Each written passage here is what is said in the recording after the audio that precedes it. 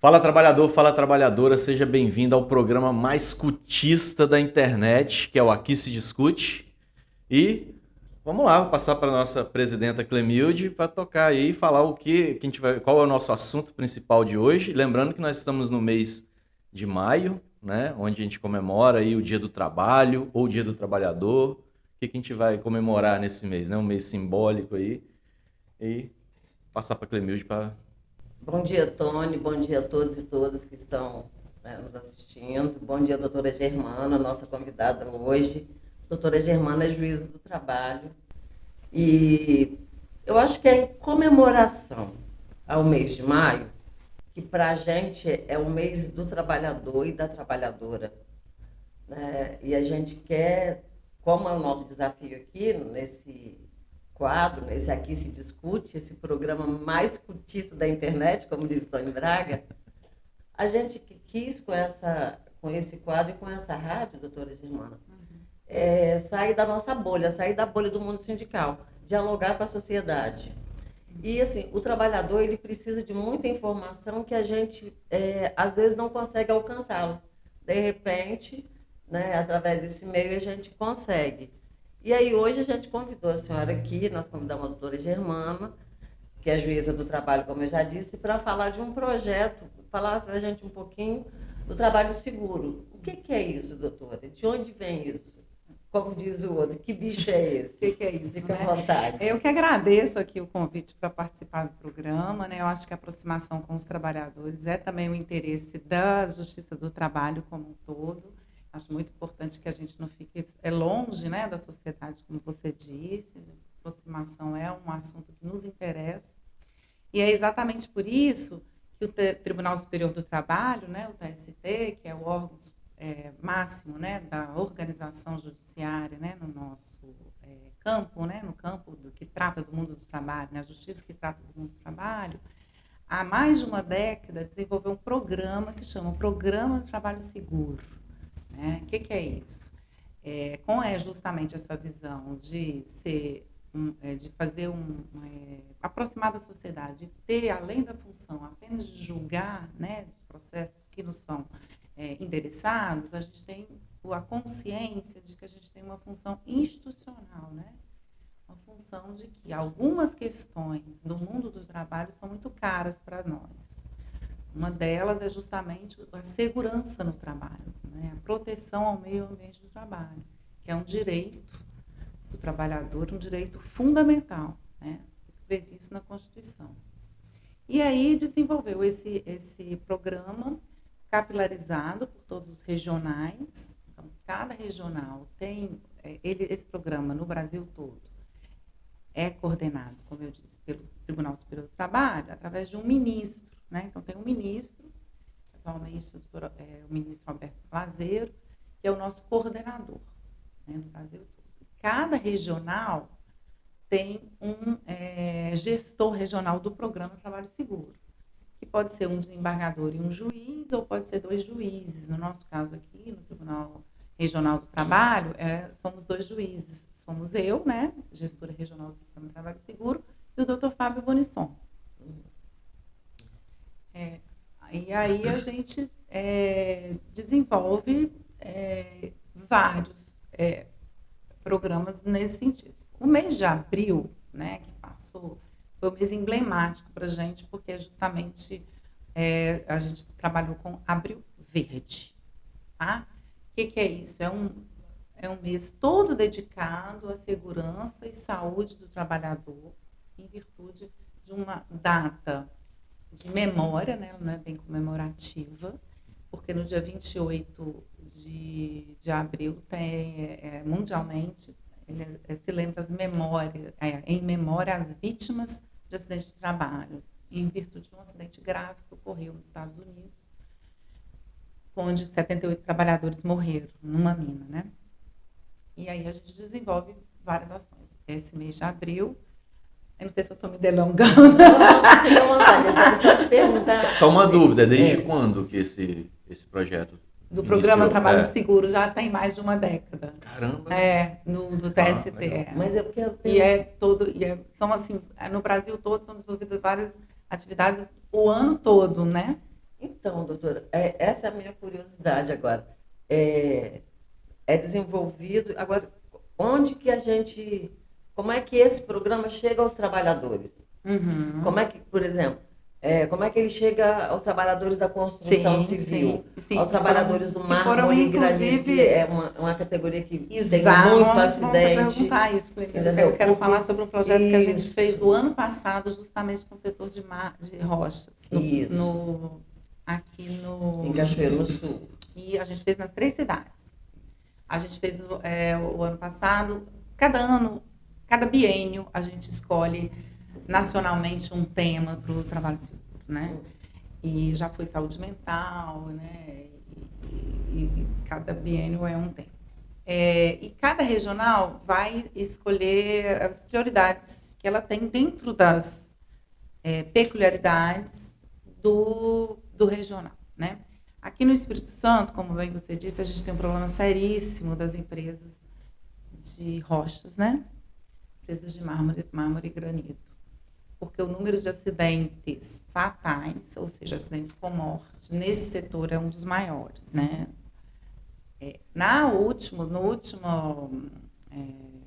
última pesquisa, né, que é do ano de 2022, na verdade, quem ficou em primeiro lugar em acidentes do trabalho foi a rede hospitalar, mas são acidentes bem simples. Por exemplo, furou um dedo, etc. e tal. Então, eles foram campeões dos acidentes do trabalho sem morte. Uhum. E também acho que talvez tenha sido porque eles notificam mais do que as outras empresas. Há muita subnotificação. A subnotificação é em torno de 20% no geral.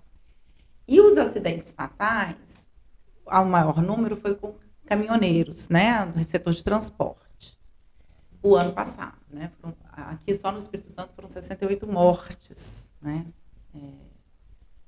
e a maioria delas entre os caminhoneiros, ou seja, são 5 trabalhadores por mês morrendo no trabalho, um lugar que eles vão para... E a empresa de mármore, voltando ao assunto, né, a empresa de mármore e granito, né, de rocha, setor de rocha, já foi, né, ele vem revezando com o setor de transporte, o campeão, né, a gente pode dizer assim, mas o que mais teve mortes fatais. Então, com essa preocupação, o ano passado, a gente desenvolveu esse projeto durante todo o ano, que foram a realização de audiências públicas, né, e a gente fez isso com o apoio de um grupo que a gente tem, que chama GETRIM, né, que é um grupo interinstitucional que é composto pela Secretaria Estadual de Saúde, através do SEREST, pelo Ministério Público do Trabalho, Superintendência Regional do Trabalho, Fundacentro, Polícia Rodoviária Federal, esses são os membros fixos, né? Obviamente, o Programa Trabalho Seguro.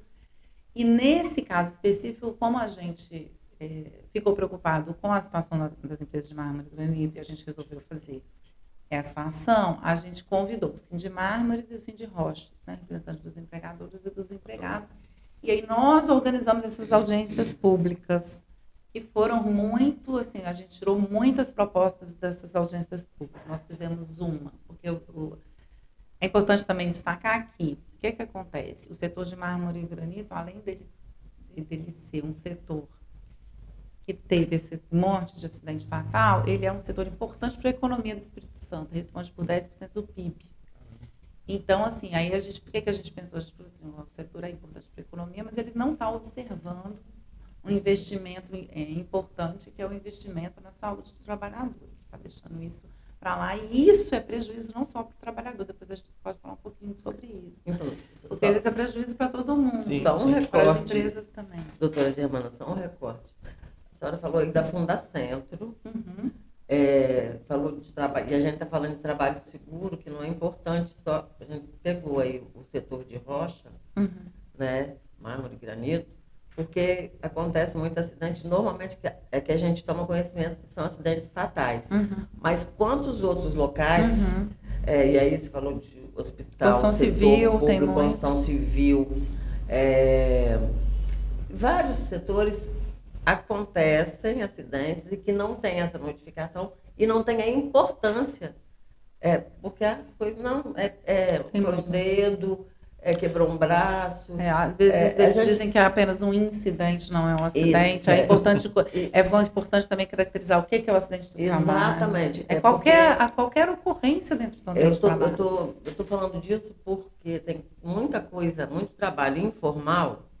Às vezes está fazendo uma obra, um prédio de 4, 5 andares, né? Às vezes sem carteira assinada. Sem carteira assinada e tal. E aí eu estou me lembrando aqui de um vizinho, camarada com... Eu acho que na época ele tinha uns 45 anos. Sem equipamento de segurança. Eu vou pegar ele um negócio para mim. Foi lá pegar uma massa. Aí era o filho dele que estava com ele. Quando chegou para entregar a massa, ele já estava lá embaixo, caído. Isso não vai ser notificado. Tem coisa que Deus que me perdoe, é ruim a gente falar isso, mas tem acidente desse que, do jeito que a pessoa fica, era melhor que não tivesse escapado, porque ficou acamado, não tem tino mais, perdeu a capacidade de... Sim, as sequelas são sequelas gravíssimas. Normalmente, sequelas de um acidente desse são gravíssimas. E não tem o atendimento devido. E nem a proteção da Previdência. E aí, para a gente... Por isso que eu acho importante, aí deixa eu puxar um pouco a brasa para a nossa sardinha, como diria minha mãe, a Justiça do Trabalho, para a gente, do mundo do trabalho, considera fundamental. E esses organismos que existem para fazer eu vou falar fiscalização, mas Superintendência Regional do Trabalho, mas no sentido de acompanhamento. Por exemplo, a Fundacentro é um órgão que para a gente era importante. Mas ele ficou sem atuação. No governo passado ele foi praticamente encerrado. E a gente está defendendo o retorno da Fundacentro, porque é um apoio Não, mas pode ter certeza que ele vai voltar, gente. Porque eu senti, como eles compõem o GETRIM, eu já estou no programa Trabalho Seguro já tem mais de 6 anos, então a gente sentiu realmente que no último governo, né, tanto a Polícia Rodoviária Federal quanto a Fundacentro tiveram uma participação pífia, primeiramente protocolar. Mas agora, já mudando o governo... Mas vamos combinar, desculpa a interrupção, vamos combinar que, se depender do governo passado, tinha acabado Justiça do Trabalho, Ministério do Trabalho, tudo que presta, né? Tudo assim, que atende o trabalhador teria acabado. Na verdade, eles não precisam acabar para acabar, né? Verdade. Por exemplo, na Superintendência Regional do Trabalho, que é o órgão que fiscaliza justamente os acidentes do trabalho, há muitos anos não se faz concurso. Então, tem 1.300 cargos vagos de auditor fiscal do trabalho. Quanto? Então, como é que... Quanto? 1.300. Tem cargos providos... Que é o estado quase todo, o mesmo, né? No Brasil todo. No Brasil. Tá. Eu acho que atualmente devem ter 1.500 providos no Brasil todo. Então, está faltando mais de 1.300, quase o dobro. Então, como é que você vai fiscalizar, né? Porque, mas um exemplo disso é que a CRTE aqui, que o Candeias é o superintendente, a gente tem participado, que a gente criou um programa lá. Até te convidar para ir lá. Olha, legal. A gente aproveita para essas coisas. Foi criada uma rede capixaba Mulher e Trabalho, para pensar a situação das mulheres em vulnerabilidade social. E aí a gente tem conversado sobre isso, que não tem fiscalização, não tem como atender o Estado todo. Não tem. Então, e de vez em quando você não precisa terminar com o órgão, né? Na verdade, você não precisa acabar com a Justiça do Trabalho para ela acabar.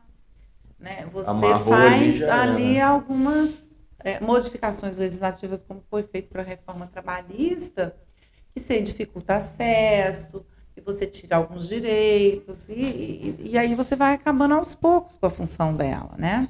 E realmente, você está correta, a gente sentiu, assim, voltando especificamente para o Programa Trabalho Seguro, como a gente tem esse grupo, que é o GETRIM, que, aliás, a gente tem necessidade de ampliar, a gente já pensou em convidar outros sindicatos, porque, assim, na verdade, o próprio ministro do TST, ele quer que esse GETRIM seja mais atuante e que englobe mais gente. Mas a gente, às vezes, fica com dificuldade de aumentar o número, porque a gente não tem estrutura de apoio dentro do tribunal aqui, especificamente, por causa do número reduzido de servidores. Então, por exemplo, eu vou fazer uma reunião, eu que coordeno o GTRIM, que é esse grupo interinstitucional. Se eu vou fazer uma reunião, eu que tenho que montar a reunião, eu que tenho que fazer a ata, eu que tenho que fazer tudo. Só que eu acumulo isso com as minhas funções do trabalho. Então, fica muito difícil. Então, à medida que você abrange, né, aumenta, amplia, você também vai ter esse trabalho ampliado. Então, a gente precisa ir aos poucos, porque senão ele está funcionando bem com esses componentes. E aí, quando a gente tem uma temática específica, como a gente teve na questão do setor de rochas, que a gente realizou essas audiências públicas, a gente, então, convidou esses 2 sindicatos, né? Então, por exemplo, se a gente for atuar, de repente, na construção civil, a gente chama também. Ou então, se a gente for atuar num seminário, programando um seminário, a gente chama a UFES, a FDV, outras faculdades, para estarem compondo temporariamente. Mas o nosso intuito é ampliar, fazer os convites, né, para que outros órgãos possam compor esse GTRIM. Ou fazer ai, gente, fugiu o nome. Como é que chama? Um fórum. Um fórum, para isso. Mas, especificamente na audiência pública do setor de mármores e granito, a gente fez uma em Cachoeiro, em Barra de São Francisco e em Nova Venécia. Em Barra de São Francisco, Cachoeiro e em Vitória. Entendeu? Onde estão a maioria das empresas. Porque em Cachoeiro é onde eles fazem o beneficiamento da pedra. Lá em Barra de São Francisco e Nova Venécia, aquela região, é onde eles retiram. E os acidentes ali são acidentes todos evitáveis, né? Os 2 auditores fiscais de trabalho que fizeram uma palestra técnica para a gente nas audiências públicas, né? Sempre foram antecedidos por palestras técnicas. Eles, então, mostraram assim, medidas muito básicas que poderiam ter sido tomadas e que eram evitáveis. E o problema maior também do setor é no transporte dessa carga. Então, gente sem treinamento, fazendo esse transporte, uma realidade muito triste. Aliás, todo acidente do trabalho é uma realidade muito triste. Doutora, principalmente quando gera fatalidade, né? E assim, ou essa comorbidade que impossibilita a convivência pessoal e o trabalho. Né? Eu queria só voltar um pouquinho, que eu fiquei assim, encucado, assim. Você falou da a quantidade de... Não, números que não chegam, né? Subnotificação. Subnotificação. Essa é muito importante falar sobre isso. E aí eu queria saber como vocês coletam esses dados, né? E como vocês chegam essa prévia de subnotificação. E depois eu queria perguntar uma outra coisa, porque assim, em cima disso, né? Como que fica, tipo, o pessoal de plataforma? Eu acho que eles ficam também entram nessa subnotificação, né? Sim. Porque assim, o cara de Uber que não tem ele morre, então, ele entra. Então são 2 coisas. As notificações de acidente de trabalho, elas são obrigadas em qualquer... CAT, né? Abertura de comunicação de acidente de trabalho, independente do resultado. Você, então, o exemplo que eu dei, está no hospital, furou o dedo com uma agulha, deu aquela picada, é um acidente de trabalho. Não importa. Por isso que eu acho que os hospitais eles são mais rígidos nas notificações. Por quê? Porque ali o acidente de trabalho é considerado pela lei qualquer acidente ocorrido no ambiente de trabalho ou no percurso, né? Que é o que a gente chama de acidente itinerante, quando o trabalhador está indo para o trabalho. Voltou, né? Que tinha tirado. Não, mas não sempre teve. Assim, teve um período que não consideravam. Não chegou em 2017, com a reforma. Eu lembro de um período que não chegou a sair, isso não é outra atividade não. que você está falando. Não. O itinerary mesmo. Eu falo... eu acho que talvez você está confundindo em relação à Covid, não? Que ela foi considerada... Não, eu falo do exemplo do Correio, por exemplo, que eu tenho conhecimento. Em 2017 teve a reforma, né, da trabalhista e por um bom período o Correio não estava considerando. O cara ia da casa para o trabalho. Não, ele não quis considerar. Naqueles períodos próximos. Quem define o que é acidente de trabalho nem é a legislação trabalhista, é a lei previdenciária, artigo 118, que fala acidente ocorrido e tal. Interessante. E aí ele fala do percurso, porque é interesse. Né? Mas eu ainda volto assim, desculpa, só para reforçar a minha pergunta, né? A subnotificação. Aí o que acontece?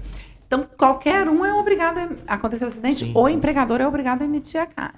Agora, se ele não emite, qualquer pessoa pode emitir essa carta, sindicato, trabalhador. Sim, mas ele tem dificuldade, né? Não é só isso. Então, o jeitinho brasileiro. O que a gente tem percebido? Os caras estão pejotizando. Muitas empresas estão pejotizando. Então, não é funcionário meu, ele é um MEI. E tem a informalidade. Tem empresas que ainda administram o MEI da pessoa. Aí isso é muito grave. Por quê? Porque essas notificações só são de trabalhadores com vínculo reconhecido. Então, esse trabalhador que não tem carteira assinada, ele não é... O acidente dele não... A gente não fica sabendo. Ele não é considerado trabalhador, na verdade. Ele é considerado um trabalhador, mas sem relação de emprego formalizada, né? Às vezes ele preenche todos os requisitos, mas ele não tem a carteira assinada. Então, isso não chega, né? Onde que é essa comunicação? Essa comunicação é feita na Secretaria Superintendência Regional do Trabalho. Então, primeiro fator, o trabalhador sem carteira assinada não é feita a notificação, não é feita a comunicação de acidente de trabalho, né? A CAT. O segundo aspecto, você perguntou como é que eles chegam a esse número de subnotificação, que é em torno de 20% a 30%.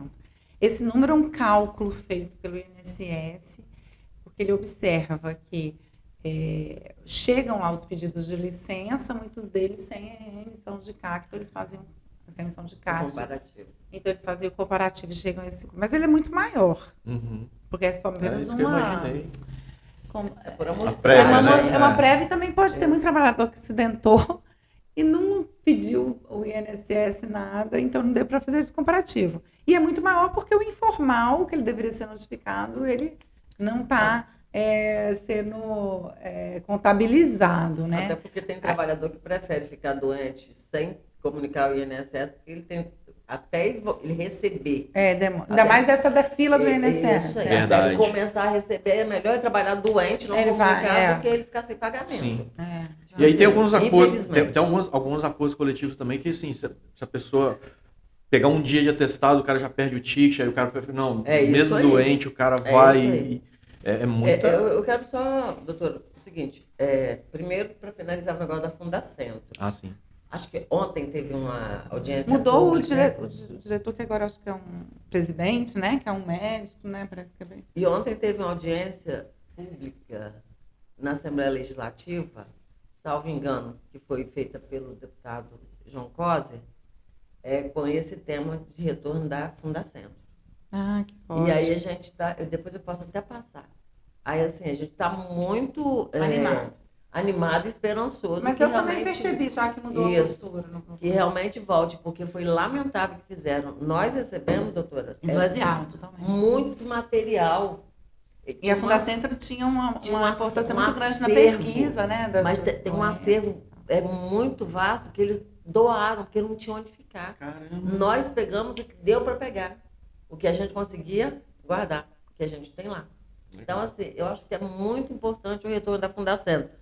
E, com relação à segurança, doutora, lamentavelmente, as empresas, e aí eu estou falando de modo geral, do setor público ao privado. O maior bem que qualquer empresa tem são os seus trabalhadores. E, infelizmente, eles não valorizam, não cuidam, não capacitam. Tipo assim, para desenvolver determinado serviço, eu preciso ir me qualificando. Se a gente pegar há 20 anos atrás, e quem começou a trabalhar 20 anos atrás ainda está na ativa,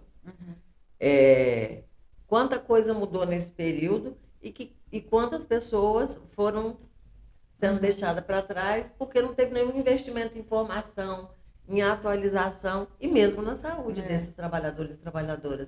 Então, assim, lamentavelmente, não pensam que o trabalhador bem cuidado, ele produz mais, ele valoriza, ele veste literalmente a camisa. Sim. Então, assim, bem interessante. Mudança de cultura que precisa, porque a própria empresa ela não percebe que, na verdade, quando ela cuida da segurança e saúde dos trabalhadores, ela está fazendo um investimento. Entendeu? Porque se algum deles se acidentar, um prejuízo desse porque, na verdade, a gente sabe que nenhum empregador quer que ocorra o acidente. É claro, óbvio, porque primeiro porque ele não é uma pessoa má que quer que alguém se acidente, né? Lógico. Segundo, porque ele sabe do prejuízo que vai trazer para ele, né? Mas ele conta que aquilo não vai acontecer. Conta com a sorte. Né? E aí ele não toma as medidas que a gente sempre fala que o principal na segurança e saúde do trabalhador é a precaução e a prevenção. Então, é você pensar antes que aquilo pode ocorrer e tomar as medidas para prevenir, né? E aí ele não tem realmente essa mentalidade de prevenção e de precaução. Ele, então, pensa que aconteceu com o meu vizinho aqui, mas não vai acontecer comigo. E aí ele não toma. E quando acontece, assim, você vê que a empresa... É porque no setor de mármore grande você tem muita empresa pequena, né, falando especificamente, muita empresa pequena, né? Então, que termina que realmente não toma o básico de precaução. E quando acontece, é desesperador, tanto para o empregador, né, e para a família do empregado é horrível.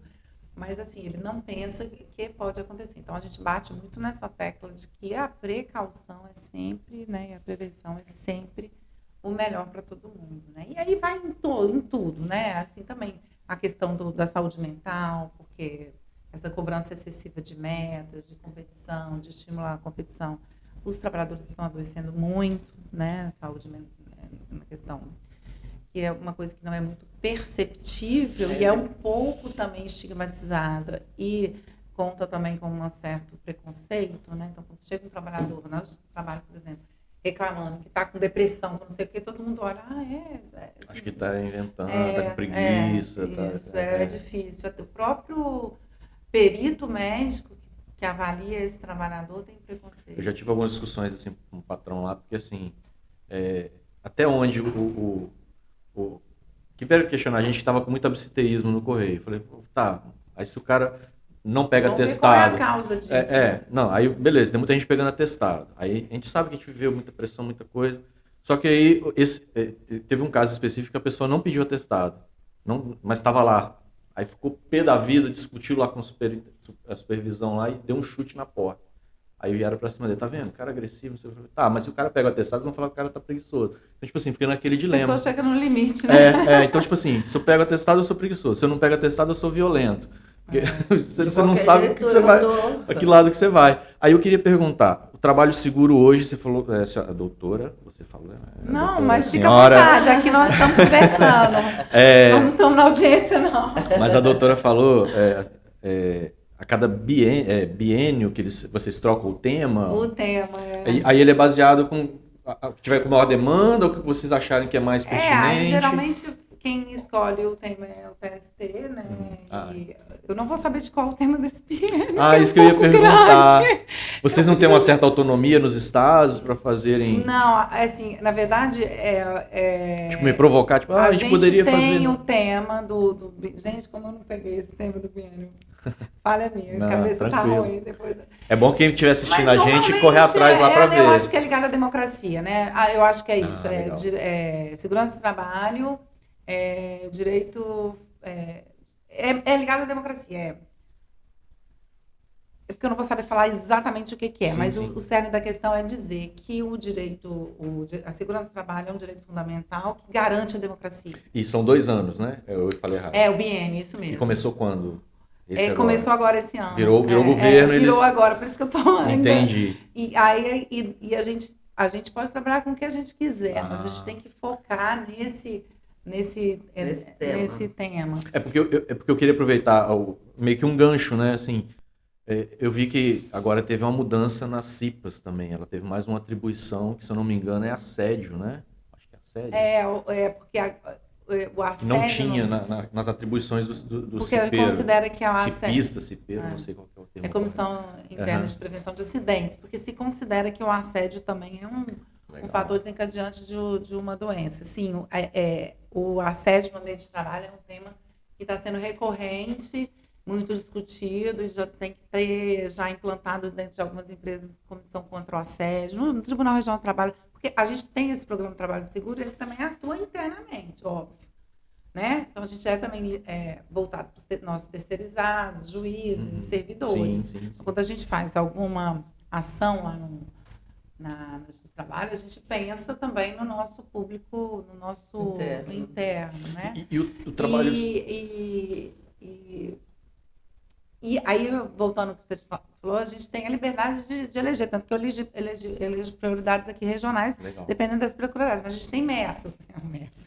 A gente tem algumas Lá na metas para pressão, fazer, por exemplo, Eu fazer prefiro um trocar seminário. Eu prefiro trocar a Objetivos. palavra meta por objetivo, doutora. Mas eles chamam meta. Pois é um contrassenso, né? Não é? Porque justamente a gente sabe que essa pressão no trabalho é desencadeadora de várias coisas, mas o TST, né, colocou como... Seria correto dizer que o assédio, já que a gente falou em assédio, seria correto dizer que o assédio ele é sofrido, em sua grande maioria, por mulheres? Quando você fala de assédio, você fala do assédio sexual, né?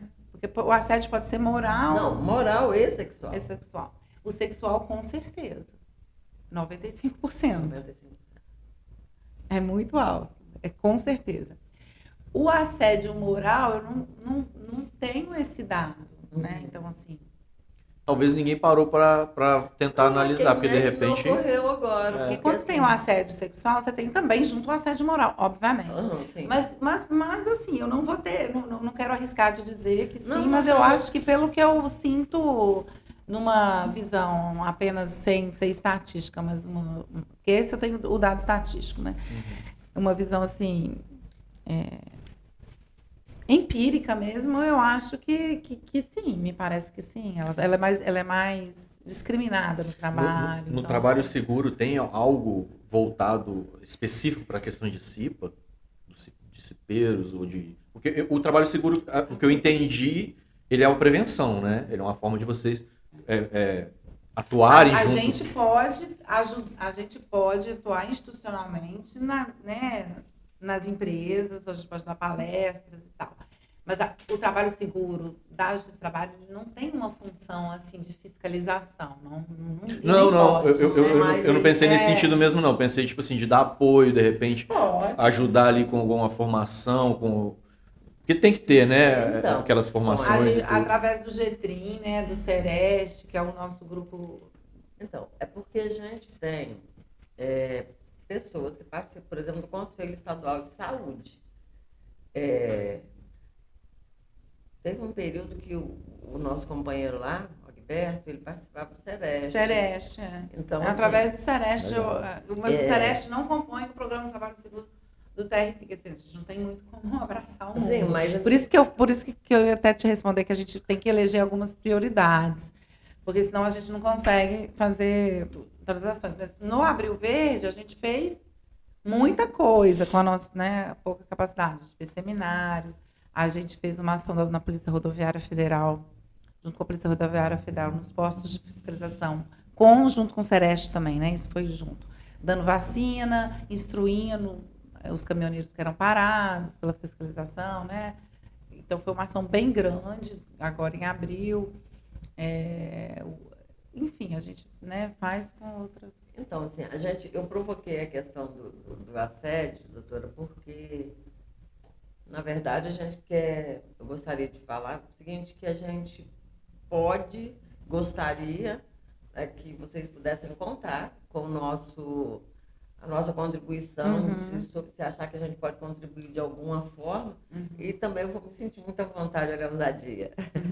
Vou me sentir muito à vontade, por exemplo, se a gente for falar de trabalho seguro, fazer um plenário, convidar os sindicatos para convidar... Justamente a gente pensa em ampliar convidar para falar que existe, o que faz. Não sei se vocês estão no Fórum do Trabalho Infantil.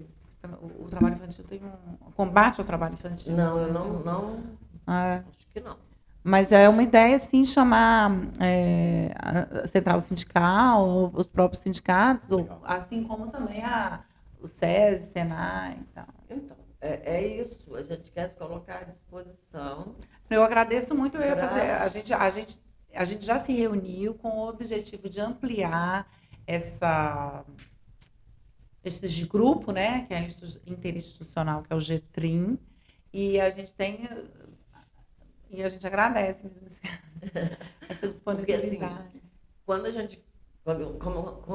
Opa, deu uma... Toma água. Quando a gente cria esse espaço aqui, a gente disse, e estamos colocando isso em prática, que aqui se diz CUT? Porque ninguém tem obrigação de saber tudo. Né? Se você tem uma curiosidade... Não existe pergunta também. Exatamente. E assim, Clemídia, o que eu penso, que aí eu faço autocrítica ao sistema de justiça, né, que ele demorou muito para se aproximar da sociedade, mas ele precisa se aproximar cada vez mais, né? Também eu acho que aí eu também vou me permitir fazer uma crítica construtiva aos sindicatos. Sim. Eles também precisam sair apenas das pautas meramente corporativas, né? Que são essas pautas de aumento salarial, etc., que são super importantes, e precisam entrar nas outras pautas que a sociedade demanda, né? Que os movimentos sociais demandam. Por exemplo, racismo, discriminação contra a mulher, né? Ampliar essas pautas. Então. Porque eu acho que assim ele consegue ter uma visibilidade melhor, entendeu? Eu compreendo, né, e acho que a crítica é construtiva, mas assim, nós temos, nas centrais, a gente já tem essa visão. Tem vários coletivos, inclusive, por exemplo, vou falar especificamente da CUT. A CUT hoje ela tem um coletivo de formação, tem um coletivo de mulheres, coletivo de igualdade racial. Excelente. Nós temos o coletivo, não, a secretaria, que faz o debate. Tem um secretário que cria os coletivos e faz o debate sobre o tema. Agora, e tem assim, por exemplo, desses coletivos saem subgrupos. Por exemplo, nacionalmente está acontecendo, acho que aconteceu anteontem, ontem e está acontecendo hoje um encontro de LGBTQIA+. Vai acontecer semana que vem, salvo engano, o de trabalhadores PCD.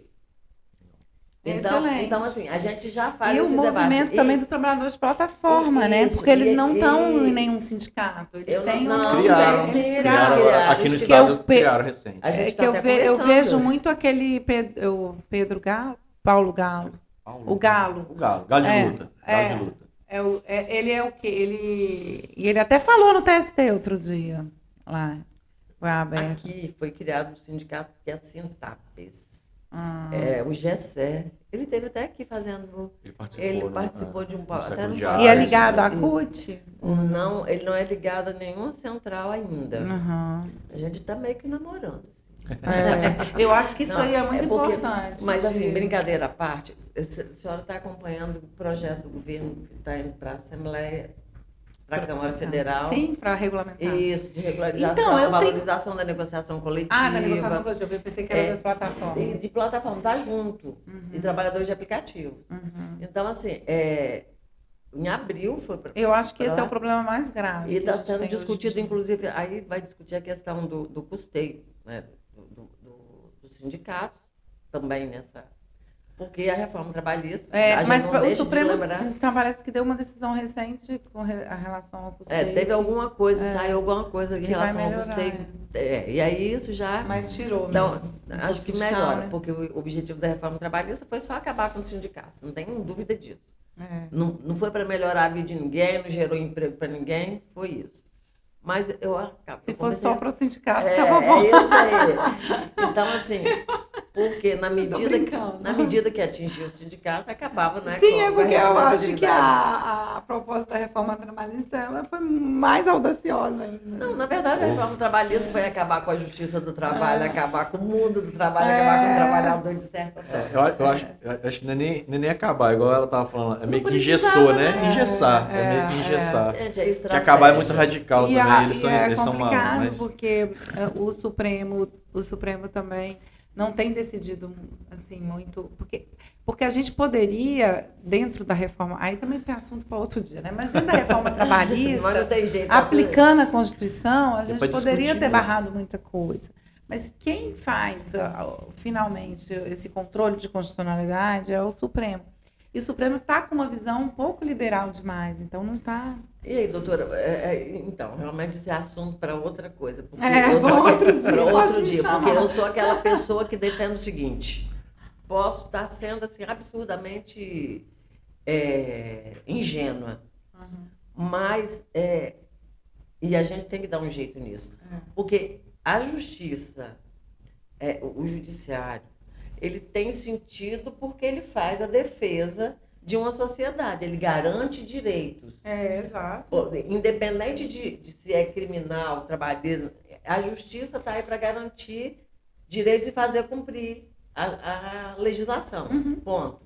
O problema é que, às vezes, a gente não sabe. Tem gente, doutora, que pensa que não tem nem direito a ter direito, porque ela não conhece. Porque a justiça... Esse discurso da reforma trabalhista pegou muito porque ele falava assim, ele vai gerar emprego, você está desempregado. Isso. E você... Então, ele falava assim, nossa, é mesmo, vão me fazer um favor de me tirar os direitos e me dar um emprego. Exatamente. Você quer direito ou você quer trabalhar? Exatamente. E, na verdade, o resultado é que ela não gerou emprego. E não teve ela emprego, precarizou os existentes, entendeu? E retirou direitos, né? Essa foi a realidade. Mas, assim, eu penso que a justiça é um desafio, ela tem que a gente se aproximar mais e a justiça se aproximar mais. Sim, a justiça ela precisa ser plural, né? Também. Isso. E assim, a sociedade ela fez,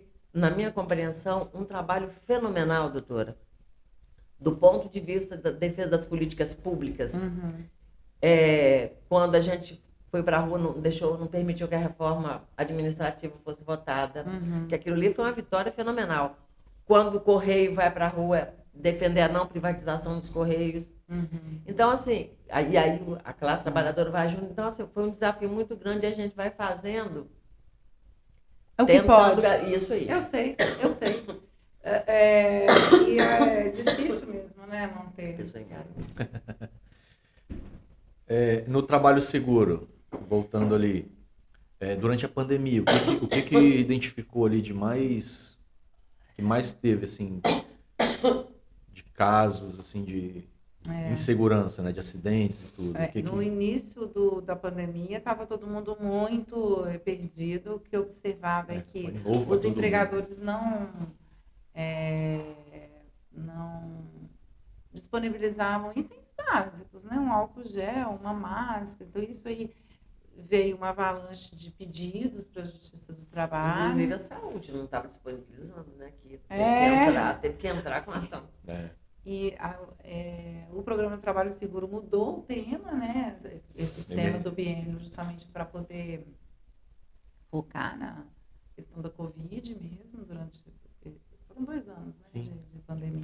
Pico, né? Assim, E a gente ficou meio complicado, porque a nossa ação ela é muito assim, de ter uma ação, por exemplo, na Polícia Rodoviária Federal de Paraíba, a gente não podia fazer nada presencial, né? Então, a gente ficou com dificuldade. O que a gente pôde fazer foram seminários telepresenciais, etc. É o que eu te falo, a gente tem uma ação que ela é bem assim, coadjuvante, porque quem mesmo trata de segurança e saúde do trabalhador é o Ministério Público do Trabalho, Superintendência Regional do Trabalho. Então, a gente tem uma atuação importante, sim, mas é colaborativa, mesmo porque a gente não tem também a intenção de fiscalizar ninguém, nem pode, né? Mas só a informação que vocês trazem da importância do trabalho seguro. Isso, e que a gente diz, olha, o judiciário ele está preocupado com isso já é importante, ele dá o tom, né, para a sociedade. Então, eu acho que isso é o principal. E a gente realmente está preocupado. Então, a gente faz reuniões, teve reunião agora em abril no TST, a gente vai fazer outra em agosto, e a gente faz... E está todo mundo preocupado. Subnotificação é um problema que nos preocupa demais, atualmente. E na época da pandemia, não sei se vocês lembram, de início saiu uma medida provisória dizendo assim, Covid não é acidente de trabalho. Nem me fala. Aí, quer dizer, que isso? De uma canetada. E então o Supremo, nesse aspecto, deu uma liminar dizendo nos ambientes hospitalares, a presunção é de que é acidente de trabalho também. Nos outros ambientes, você tem que provar que foi decorrência do trabalho que você contraiu a doença. Né? Porque, assim, o desencadeamento disso é muito grave, porque uma pessoa que essa doença, então tem aqueles dias dela, porque também tem sequelas inimagináveis. A Covid, até hoje, os médicos E a gente, no Trabalho Seguro, a tá gente fez também uma descobrindo palestra ainda, né? com uma médica que pesquisou as sequelas, uma neurologista, né? Que pesquisou as sequelas do Covid no aspecto neurológico. São assim, inimagináveis. Então, Não até sabem, hoje eu né? esqueço. Tem hora que eu tô falando um negócio, do nada. Opa, Agora, esqueci. de bom que a gente põe a culpa no Covid. É, já tem um álibi ali, já tem um... Eu já tenho esquecido há muito tempo. Aí o quê? Já tem muitos anos que eu ando esquecida, mas agora... Mas a Covid, a gente sempre tem um... Não. O meu negócio, depois da Covid... Eu tô brincando, mas realmente Mas, os relatos são fica- esses fica- mesmo. Ficou muito ruim. É. Claro que depois de um tempo vai melhorando. Mas, olha, tem hora que você fica, o que eu ia falar? É. Não A sei gente nada. fez lembrando aqui, a gente fez uma pesquisa dentro do tribunal com servidores terceirizados e magistrados, né, para tratar só da Covid, tratar o que você tinha tido, se não teve. A gente traçou um diagnóstico, o que Legal. depois você sente na saúde mental, não sei o que, isso é importante. E a gente acha que é importante a gente traçar um diagnóstico de um problema para saber onde a gente pode atuar ou não. Então, Porque às vezes também não foi nem só, assim, biológico, né, da Covid, mas assim, a situação que a gente passou, o aumento, ou você, aí a eu própria tinha perguntas cabeça da tais gente. como algum familiar seu faleceu, etc. Tudo É impacta, um né? desencadeamento, é um Tipo efeito. assim, uma consequência de muito que, assim, para mim, ricochete que a o gente chama. fato de ficar em casa, eu parei de fumar há 5 anos. Uhum. O fato de ficar em casa, eu pirei, Você voltou. voltei a fumar. Ansiedade, Eu voltei a fumar. Muita Se- gente engordou, né? Descaradamente, eu fico com vergonha, porque eu voltei. Muita gente bebeu muito. Também. Acho que ela tá me descrevendo. Engordei, bebi, estressei. Gente, olha só. Eu fiquei muito presa em casa também, porque no início ninguém sabia o que tinha acontecido, o que ia acontecer, o que não ia. Eu fiquei trancada em casa, não saía pra nada. Depois eu vi que podia, né, sair um pouco com máscara. Né? A gente ficou no início, acho que assim, por um mês mais ou menos, nós ficamos. Acho que todo mundo ficou desnorteado. Né? Quando a gente E todo mundo achou que ia demorar só 15 dias. Quando a gente ocupou as ruas com aquelas carreatas, que contribuiu muito também para a desinformação, foi o negacionismo que aconteceu. Né, foi tudo, era, né? O atraso nas vacinas. Isso, foi tudo. Não fez nada que devia ter sido feito. E assim, aí a gente demorou muito a compreender.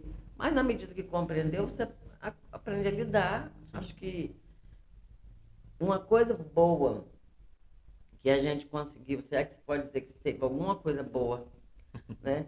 Penso que a gente aprendeu a valorizar mais a ciência, né? E garantir, redescobrir talvez a importância dos relacionamentos, porque que falta que fazia, né, o fato de estar em casa e sozinha, que não podia visitar, receber. Então, assim, acho que isso foi uma coisa que a gente fez repensar. Mas, assim, Tônia, eu acho que a gente falou um pouquinho Discutimos do trabalho bastante, seguro, né? Discutimos bastante. E o que eu gosto muito, doutora, é o seguinte, é que, mais uma vez, a cada conversa que a gente faz aqui, a gente descobre que a gente não é uma ilha de jeito nenhum. Sim, tem uma rede. Isso. Né? A justiça é boa, traz um tema para discutir que reflete na vida de cada trabalhador. Sim. E aí a gente tem que pensar o que é, né? É o homem por inteiro, né? Porque o trabalhador que a gente está falando aqui, ele é a pessoa que está numa empresa trabalhando num canteiro de obra, mas que mora num bairro, que precisa de saúde, educação, transporte, dignidade para viver. Né? E assim, é por isso que a gente gosta muito de fazer esse Aqui Se Discute, para discutir tudo, para tirar curiosidade e para aprender, é um aprendizado para a gente. Ótimo, né? Eu que agradeço, porque é importante também para a gente que as pessoas saibam que a gente está com esse programa, que a gente está preocupado, que a gente se preocupa com tudo que envolve o mundo do trabalho. A gente não se preocupa só de julgar os nossos processos, mas a gente tem uma consciência de que a gente tem um papel importante para mudar, né, de certa forma, essa sociedade. A gente precisa realmente não naturalizar os acidentes do trabalho, né? Os acidentes do trabalho, eles não podem ser uma coisa que ocorreu, não. Eles precisam não ocorrer, né? Sim. E a gente tem que, de alguma forma, tentar mudar essa realidade. É esse que é o intuito. A gente que agradece, doutora, e dizendo o seguinte, a gente vai procurar, vai buscar e está à disposição para ser parceiro nesse Sim, programa. vamos combinar, Se sim, precisar para da a gente precisa estamos de à muita disposição. ajuda, a gente precisa de braços. Tá bom? Muito obrigada, Tony Obrigada a você. Braga. Obrigado, doutora. Obrigada, Cauã, aqui nos bastidores. E você que está nos acompanhando aí nas redes sociais, né? Nós estamos aí em todos os canais aí possíveis, Spotify, Instagram, Facebook, YouTube principalmente, né? E se você está gostando, não deixe de compartilhar, manda sua opinião, porque aqui a gente Aqui se discute. discute. Valeu.